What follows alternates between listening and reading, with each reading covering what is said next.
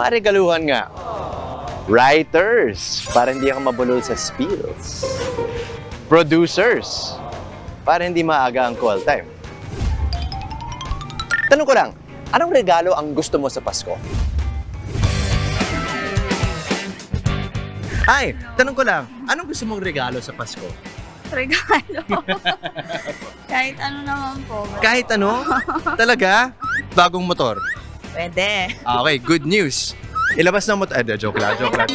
Sino yung re-regaluhan mo? Siyempre, una, family ko. Ano yung ire-regalo mo sa family niyo? Gusto nila kadalasan cash. Cash na lang, gano'n. Red envelope na lang, gano'n. Magkano? May 1K, may 500, depende. Wow. Simple lang. It's a good health and syempre, basta yung pamilya. So, sino yung magbibigay ng regalo na yan sa'yo? Feeling ko ikaw. Talaga? Okay.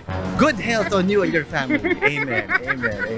So, kapag magre-regalo ka naman, sino yung re-regaluhan mo? Si Aileen. Si Aileen! Sino si Aileen? So, Aileen, anong regalo ang gusto mo galing sa kanya? Anything from her. What? Anything? Anything? Pagmamahal. Wow. Kasi wala namang presyo yung love. Wow. Asan si Aileen? Teresa, tanong ko lang, anong regalo ang gusto mo sa Pasko? Siguro for my kids na lang siguro. Educational toys.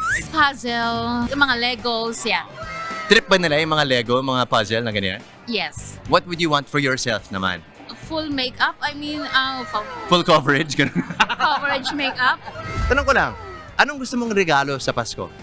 Motor, sir. Matagal ko ng pangarap yun, sir. Talaga? Okay, ikaw ba? PS4 po. PS4, PlayStation 4. Bakit? Ano po, pang-libangan na rin po. Libangan. Okay. Pag magre-regalo naman kayo sa iba, sinong re-regaluhan nyo? Si mama ko po. Si Mama. Bakit si Mama? Siya po yung nag-alaga sa akin.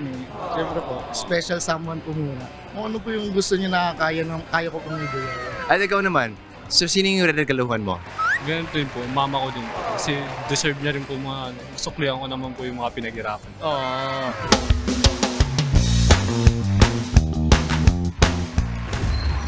Ayan. Bilis, diba? Nabilit, nabalot ko na lahat.